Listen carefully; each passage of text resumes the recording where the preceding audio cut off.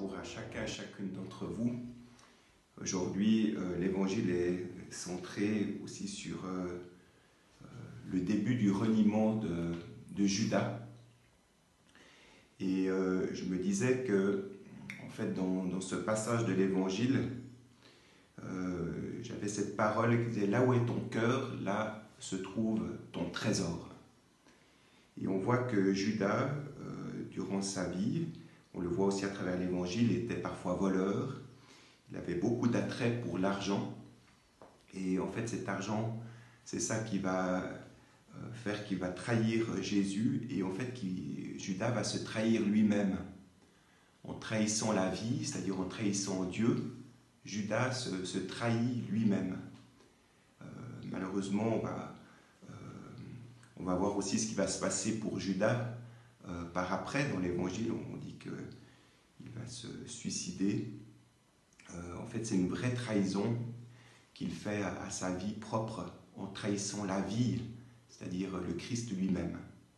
Alors aujourd'hui nous sommes mercredi, demain c'est le Triduum Pascal qui commence, 3 jours saints, 3 jours de grâce où on va faire mémoire du trajet qu'a parcouru Jésus.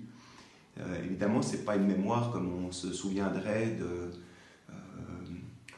quelqu'un qu'on a aimé, qui a disparu depuis déjà des années, ou bien des mémoires de vacances, ou je ne sais quoi. On va faire mémoire du Christ, on va vraiment revivre ce qu'a vécu le Christ, et on est capable de le revivre parce qu'il est ressuscité.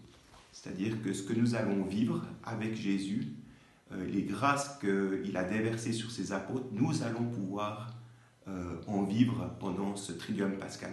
C'est pour ça que je vous invite, chers frères et sœurs, vraiment à vivre ce Triduum Pascal de façon très sérieuse. Il y a des grâces particulières qui nous sont données, qui nous sont accordées de Dieu lui-même durant ces fêtes. Comme il y a des lieux particuliers, des lieux saints, où on reçoit des grâces particulières, mais il y a aussi des temps. Et le temps, peut-être le plus important pour nous, chrétiens, c'est le Triduum Pascal. Alors je vous invite vraiment à entrer dans ce Triduum et à vivre, à vous dire à essayer d'être ce disciple de Jésus qui accompagne Jésus au lavement des pieds, qui accompagne Jésus à la croix et qui accompagne Jésus à la résurrection.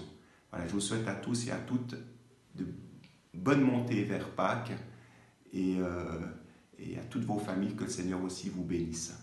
Amen.